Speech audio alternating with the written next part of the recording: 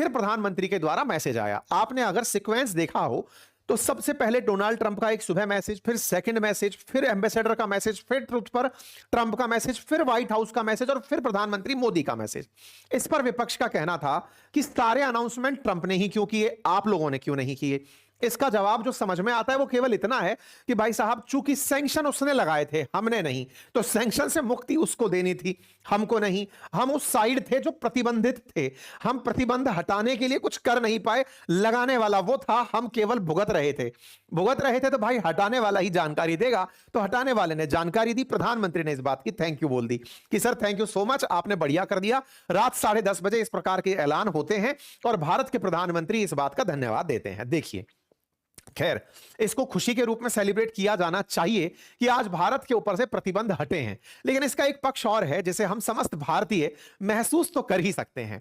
आज हम सभी संप्रभु देश के नागरिक हैं, हम स्वतंत्रता के साथ, गर्व के साथ, राष्ट्र भावना के साथ बड़े होते चले जा रहे हैं, लेकिन एक प्रश्न मन में हमेशा रहेगा और वो ये कि खुशी इस बात की कि एक देश ने हम पर से प्रतिबंध हटा दिए, अर्थात एक ऐसी संप्रभुता जो किसी के अधीन होने का एहसास दिला रही है। आज हम पर से प्रतिबंध हटने की खुशी हो रही है, जबकि एक संप्रभु राष्ट्र पर प्रतिबंधों के मायने ही नहीं होने चाहिए।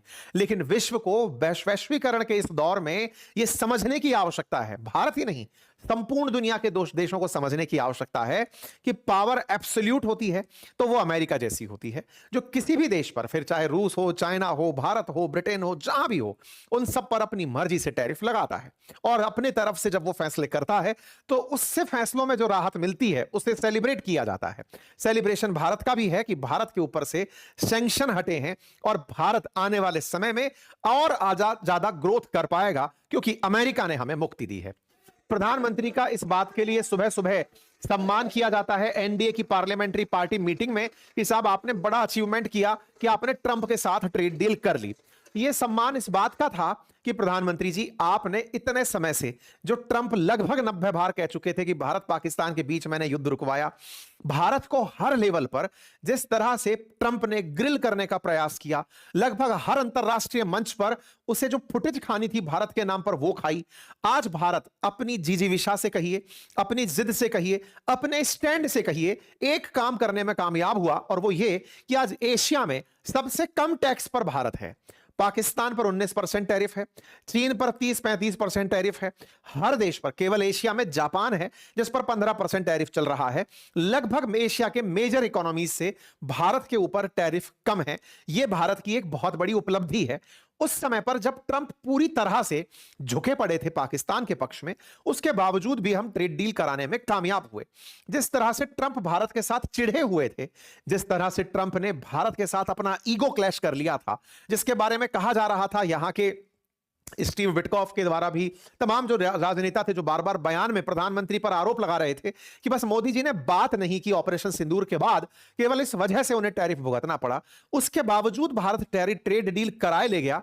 यह बड़ी बात है। भारत ने इस दौर में एक और ट्रेड डील बड़ी करी जो यूरोपियन यूनियन के साथ थी। इस बात के लिए भी भारत के जो भी, मतलब हमारे सरकार के जितने भी सदस्य रहे, उन्होंने इस ट्रेड डील को एग्जीक्यूट कराने में जो मेहनत की, उनका एक प्रकार का सम्मान है।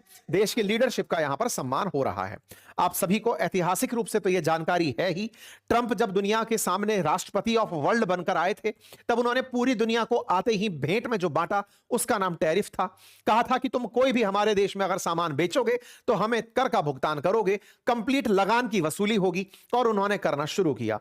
ऐसे में प्रधानमंत्री नरेंद्र मोदी को अपना मित्र बताते हुए उन पर भी जबरे टैरिफ इन्होंने लाद दिए। इतना ही नहीं, जब ऑपरेशन सिंदूर के बाद हमने ट्रंप को स्वीकारने से इनकार कर दिया कि आपकी मध्यस्थता हमारे काम की नहीं है, उसके बाद इन्होंने 25% और टैरिफ हम पर लाद दिए, जो कि प्यूनिटिव एक्शन था, भारत पर दंडात्मक विधान था कि लो भाई अतिरिक्त 25% और लगा देते हैं जिससे आपको 50% टैरिफ देना पड़ेगा।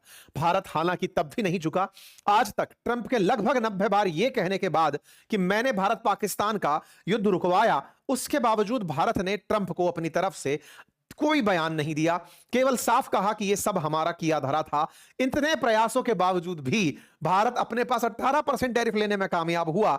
इसे एक सक्सेस के रूप में देखा जा रहा है, लेकिन सक्सेस के साथ साथ एक डिप्लोमेटिक फेलियर भी चर्चा में है, और वो ये कि क्या भारत इतने लंबे समय से जिस स्टैंड पर कामयाब था, कि हम ट्रंप का 50% टैरिफ दे लेंगे लेकिन अमेरिका के सामने नहीं झुकेंगे। तो क्या भारत अमेरिका के सामने झुक गया? ऐसा इसलिए क्योंकि भारत ने रूस से तेल खरीदने पर इनकार कर दिया है।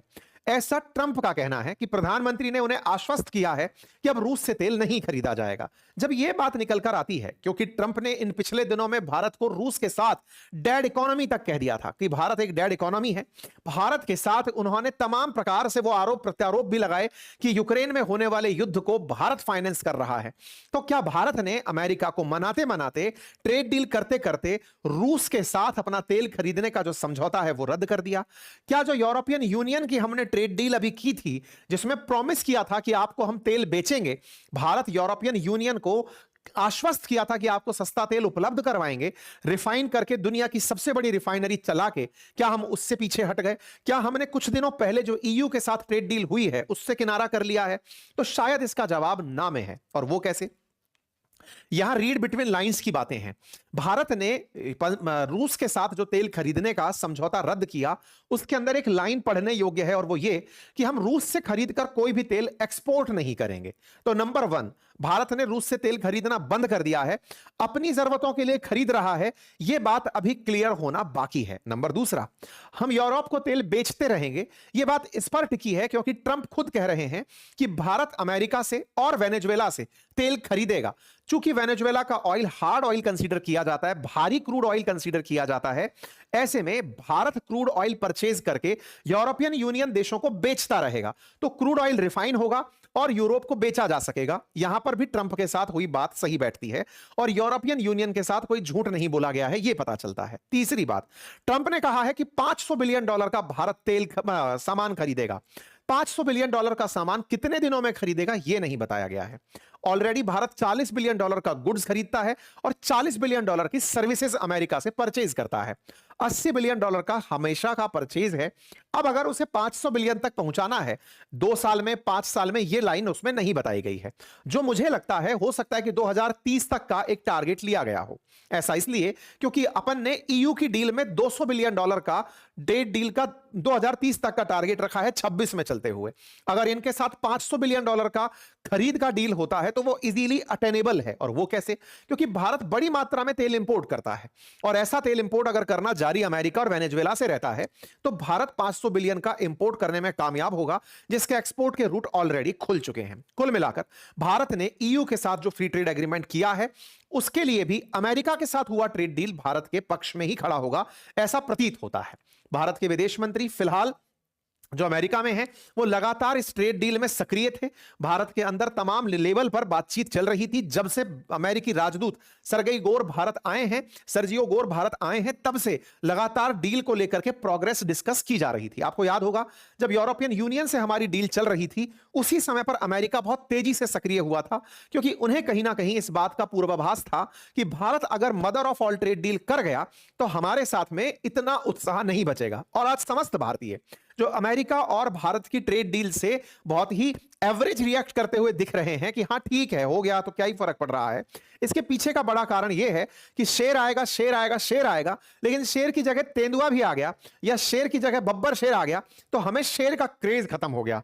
भारत ने अमेरिका के साथ होने वाली ट्रेड डील से पहले mother of all trade deal देख ली, इसलिए फादर ऑफ ट्रेड डील बोलने जैसा अमेरिका के साथ में कोई बात नहीं रह गया। तो अमेरिका के साथ होने वाली ट्रेड डील भारत के लिए एक और ट्रेड डील कंसीडर कही जा सकती है।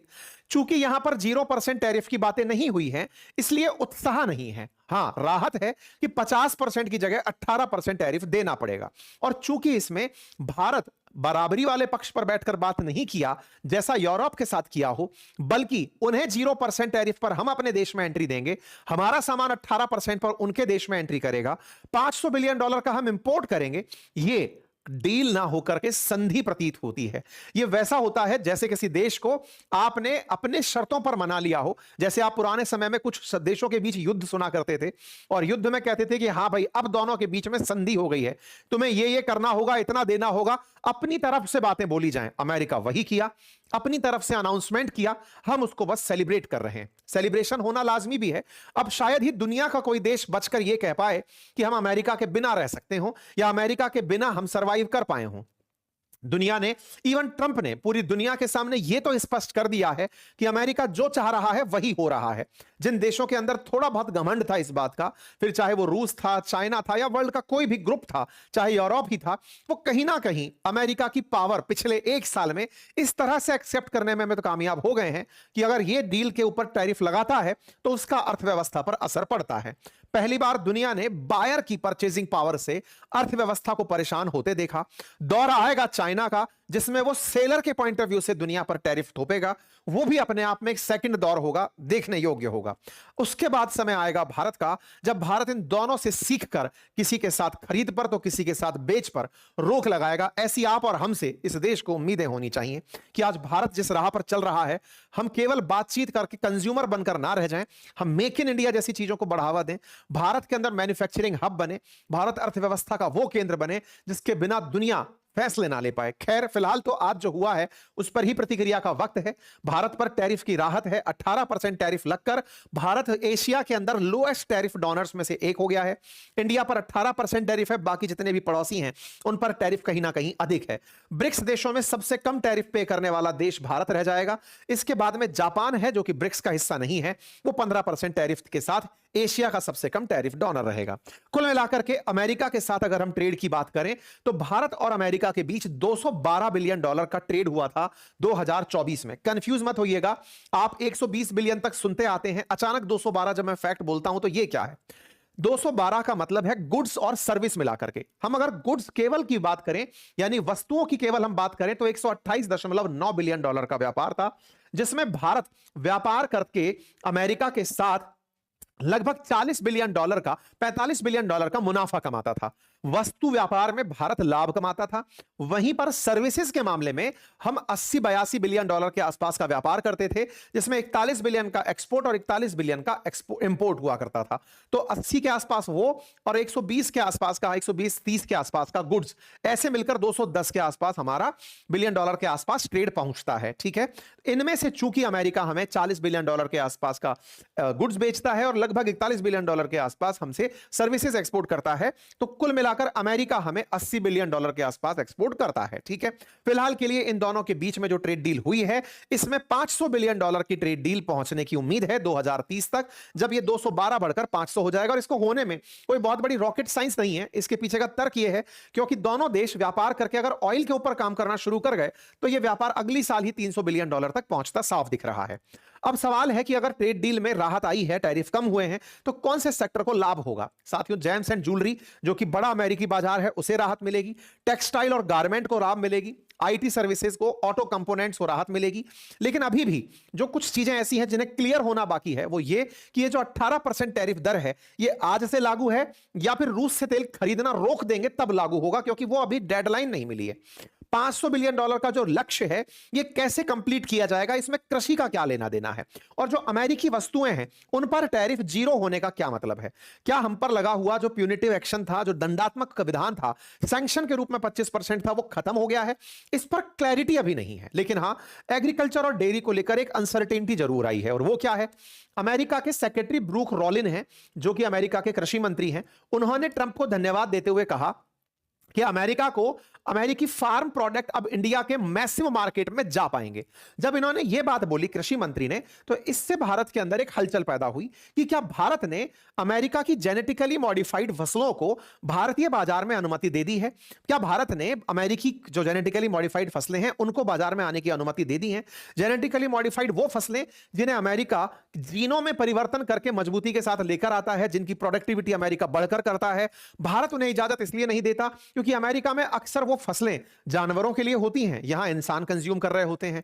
दूसरा, भारत निर्भर हो जाएगा क्योंकि तकनीकी के आधार पर जेनेटिकली मॉडिफाइड फसलें अमेरिका डेवलप कर ले गया, हम कहीं ना कहीं पिछड़े रह गए हैं।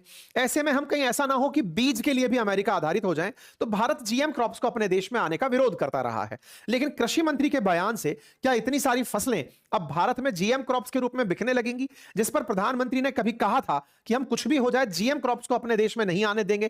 किसान, मतलब इन्होंने जीएम क्रॉप्स तो नाम नहीं लिया था, इन्होंने कहा था कि कृषि को लेकर के किसानों का हित हमारे लिए सर्वोपरि है। तो क्या ऐसा होते हुए भारत ने ट्रंप को कोई इजाजत तो नहीं दे दी है, कुछ ऐसा तो क्लैरिटी नहीं कर दी है। ये बात अब कांग्रेस पूछ रही है कि साहब कृषि के मामले में क्लैरिटी तो दो, जो आपने कह दिया उसके बारे में क्या पॉइंट है। विपक्ष सवाल इस तरह से कर रहा है कि हर तरह की बात ट्रंप ही क्यों लिख रहे हैं। संभवतः उसका जवाब यह था जो मैंने आपसे कहा, प्रतिबंध उनने लगाए थे तो उन्हीं को कहना था कि साहब हमने डील की है।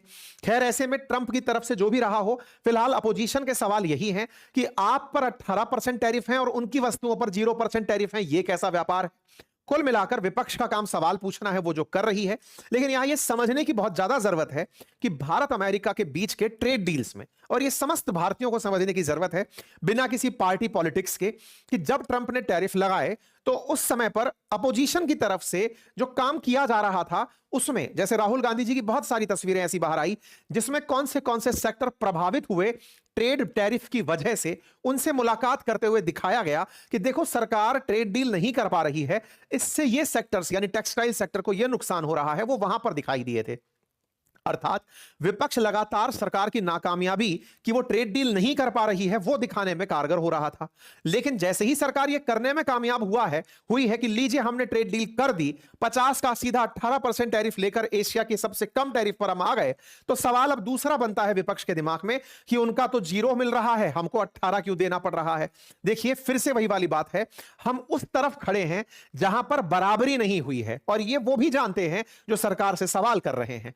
हम सरकार से सवाल करें, उससे बेहतर है विपक्ष और सत्ता पक्ष कभी इंटरनेशनल विषयों पर एक साथ खड़ी हो, और एक साथ खड़ी होकर राष्ट्रीय मुद्दों पर खूब बहस हो, लेकिन राष्ट्रीय मुद्दों पर, अंतरराष्ट्रीय मुद्दों पर दोनों एक साथ खड़े होकर, क्योंकि विपक्ष के पास बहुत सारे बुद्धिजीवी हैं, लंबे समय का सत्ता का अनुभव है, अमेरिकियों से निपटने का अनुभव है, ऐसे में वो सत्ता के साथ मिलकर कोई ऐसा मंच क्रिएट करें कि हम कैसे यूनाइटेड होकर के ट्रंप को जवाब दे सकते हैं, कैसे अमेरिका के सामने भारत को बड़ा कर सकते हैं। यह बात दिखा करके कि देखिए भारत सरकार अमेरिका के सामने पिछड़ गई है, इससे राष्ट्रीय गौरव को नहीं बढ़ा सकते, आप इसमें राष्ट्रभाव को नहीं उत्पन्न कर सकते। सरकार का विरोध करते करते राष्ट्र विरोध प्रतीत होने लगे, ऐसा ना हो तो उचित है। बेहतर क्या हो कि सरकार के साथ विपक्ष यह कहे कि आज हमारे देश के साथ जो ट्रंप ने किया, हम अपनी सरकार से अपेक्षा करते हैं कि आज का समय हमारे पीछे रहने का कारण यह देखने को मिला है, एक दिन जिस दिन भारत विकसित अर्थव्यवस्था बनेगा उस दिन हम उनको दिखा देंगे, क्योंकि अल्टीमेटली सत्ता अपेक्ष और विपक्ष है तो भारत के ही, और दोनों ही भारत का भला चाहते हैं। भारत के भले में हमारी सुनिश्चितता यह हो कि दुनिया के लोग हमको इस तरह से ना देखें कि ये किस बात पर आपस में झगड़ रहे हैं। यह बात सबको पता है कि भारत के साथ अमेरिका की बराबरी नहीं है, और ना ही अमेरिका ने हमसे बराबरी का सौदा किया है। टैरिफ के अंदर जितनी भी चीजें हुई है ट्रंप कमा के जा रहे हैं, सबको दिख रहा है, कुछ कर नहीं पाए, ना सत्ता पक्ष को कर पाया ना विपक्ष। जो कर पाए वो ये कि नेगोशिएट करके उसको 50% से 18 पर ले आए।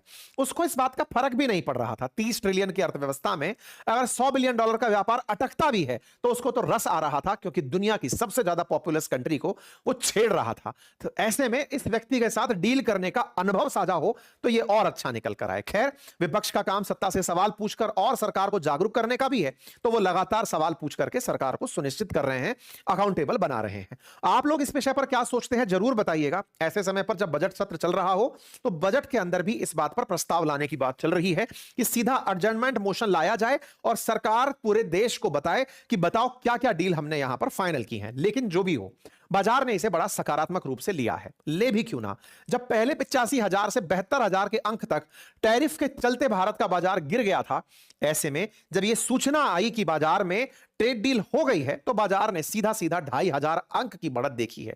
निफ्टी हो या बीएसई हो, इन्होंने बढ़त देखी है। यह बढ़त और ज्यादा देखी जा सकती थी, रातों रात बढ़त देखी जा सकती थी अगर ये 10% तक ही टैरिफ बैरियर रखे जाते।